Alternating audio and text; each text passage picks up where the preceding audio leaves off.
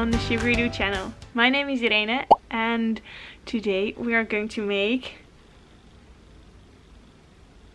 coasters. So I made this free ebook with 101 quilt patterns, quilt designs. And you can use those on bigger quilts, smaller quilts, pillows, anything you want.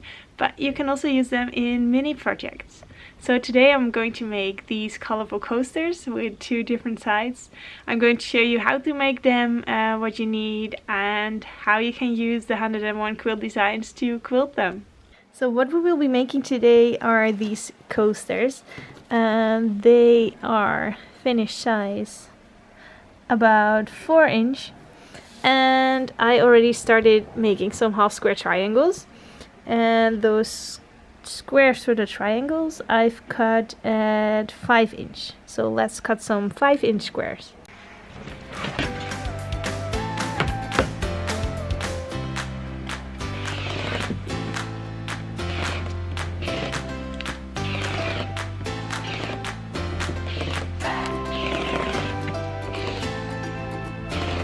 So there we go, I've cut some 5 inch squares, and now we're going to draw a diagonal line on them and sew on both sides of those lines. So then we can cut on the line and then iron those squares open like so. And there we have perfectly nice half square triangles. So now I have a nice collection of squares. And I'm going to sew them together like this on 2 sides. And so here I have pink, and also here I have pink on this side. So I'm going to combine those in that way. So here I have, for example, a green one. And then I want to combine it with another green one. So these 2 are going to form a coaster. Because what I did here was I used the pink stitching, because this is pink, and then the pink goes into this side of the square, and also here we have pink with pink stitching which goes to this side. So that's what I want to do. So on this one I would then use green stitching. So then it's just a little bit of a puzzle, because here we have a orange one, another orange one, and one in yellow. Let's see, another one in yellow, and then here we have the orange one, and the orange one, and here we have pink and orange, and pink and yellow. So this is also going to go together, and there we would have 6 coasters. Now the next step to do is put those coasters with the right sides together and sew all around the edges with leaving a gap open. So that's what I'm going to do. Because I don't want to make them as a traditional quilt with a binding, because the binding always gets a bit thicker and the coasters are pretty small, so I don't want a cup of tea to get wobbly, so I want it to be as flat as possible.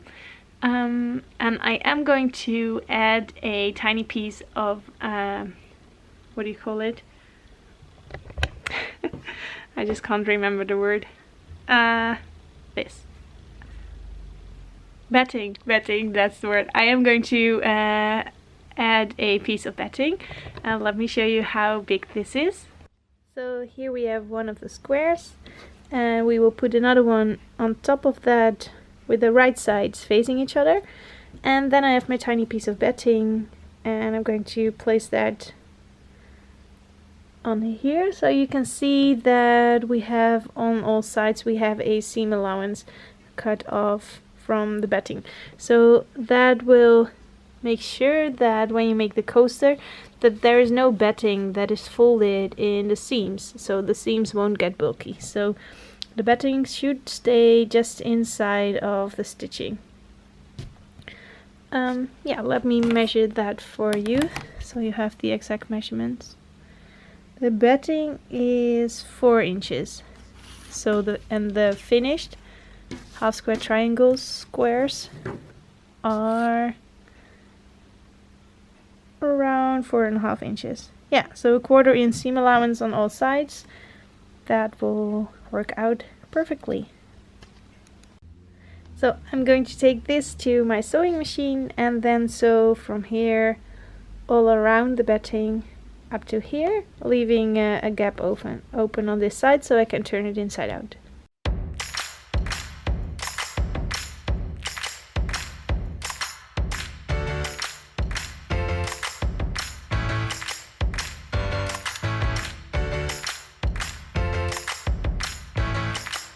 So now first I trim off the corners, because that will make it easier to turn it inside out and can get crisp corners.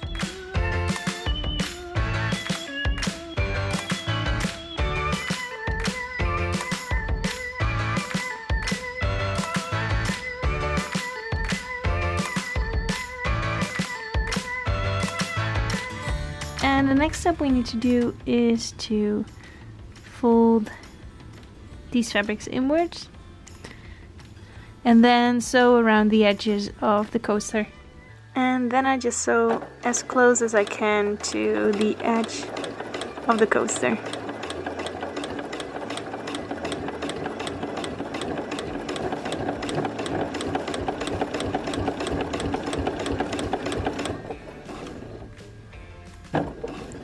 The corners are a little bit tricky though. Let me see if I can show you, because when I turn for the corner and then I would want to make another stitch, my coaster isn't moving, so the walking foot doesn't grasp the coaster, so I just put my needle up and then move the coaster myself a little bit, put the needle down and then repeat that until my walking foot has a grip again. Because when I don't do this, I will just get a lump of thread at the bottom side in the corner, because it was making stitches but is not moving forward. So that's how I do every corner.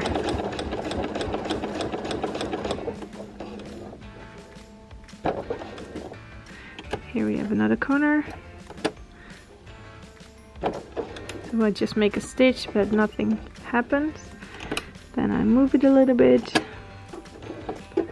make another stitch, move it, make another stitch, one more time, yeah, and there we go again.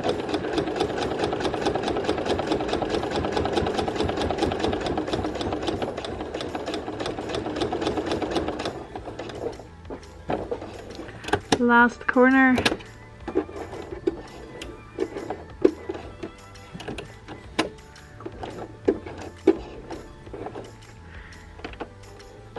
And then we fasten off.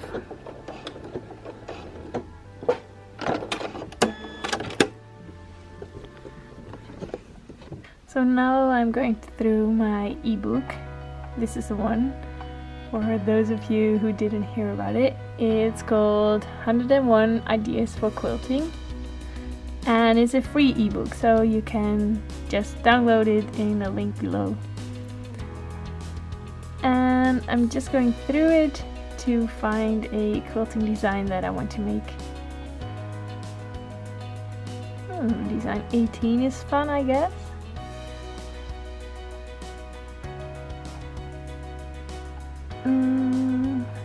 Let's see, which one are we going to do?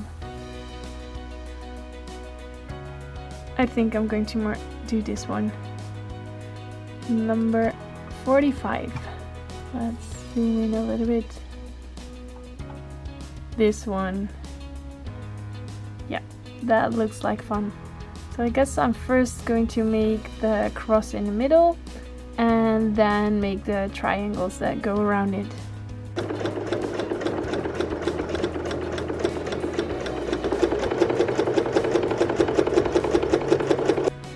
So now I'm going to continue by lifting my foot,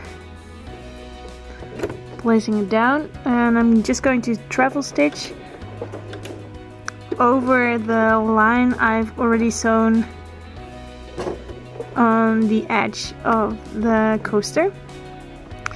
And then when I'm 1 foot, yes, so now I'm 1/4 of an inch away from the center line, and now I'm going to make the triangle.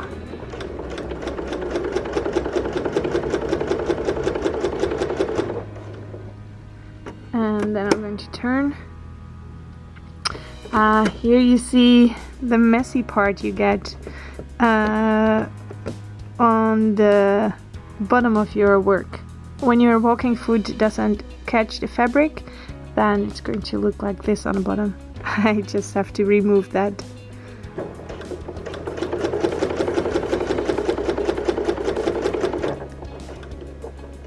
So there we go. And then I'm going to turn it again this way now. Make a few treble stitches over this line. Rotate. And start quilting again.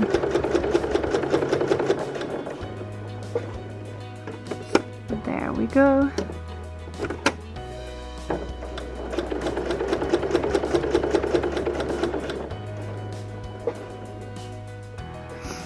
And the nice thing about those treble stitches is that you don't have to fasten off and start over with your thread, so you don't have to work away as much yarn as you would when you would run off your fabric and start a new line over here. So now we just go treble stitches over here, then move to this side. Now we go back and then do again treble stitches over here. It's way easier.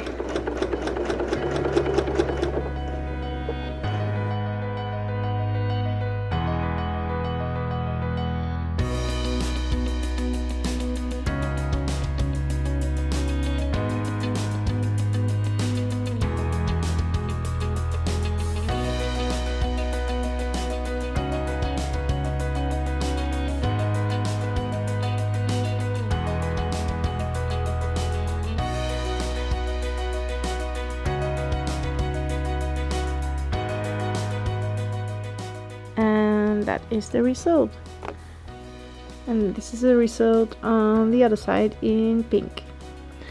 So I'm just going to fix this.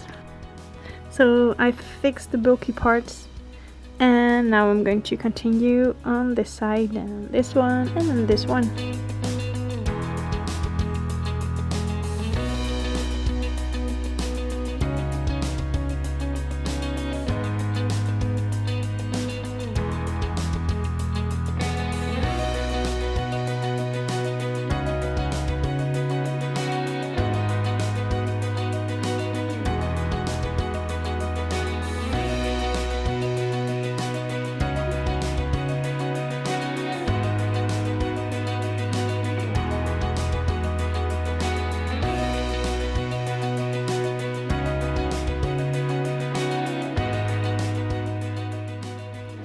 There, it's already finished. So this is my second coaster. I really like it. It's going to be a set of geometric coasters. So here we have the two together, and for this design I need to work in quite a lot of your threads. And for this one, if you can see the pattern when I go up close, I just went in here and then I followed these stitches and went out there, so I just had to work away 2 threads on each side.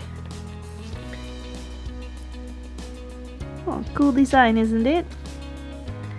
And the travel stitching, I didn't go all the way to the sides. For me it's still work in progress to work very neat. And on this side it is quite nice. That is so much fun to do, that quilting. It's such a tiny project that you can try out all the different quilting designs that you want and see how they turn out. You don't need to worry to ruin a big quilt or anything. You can just pick your design and try it out on a coaster. So that is a very quick short tutorial on how to make these geometric coasters. I hope you liked it, and I'm going to make a few more. And if you want to see the results of the pattern I used on the other coasters, just check out my Instagram account. That's it for this week. I hope to see you next week. Thank you so much for watching. Bye bye!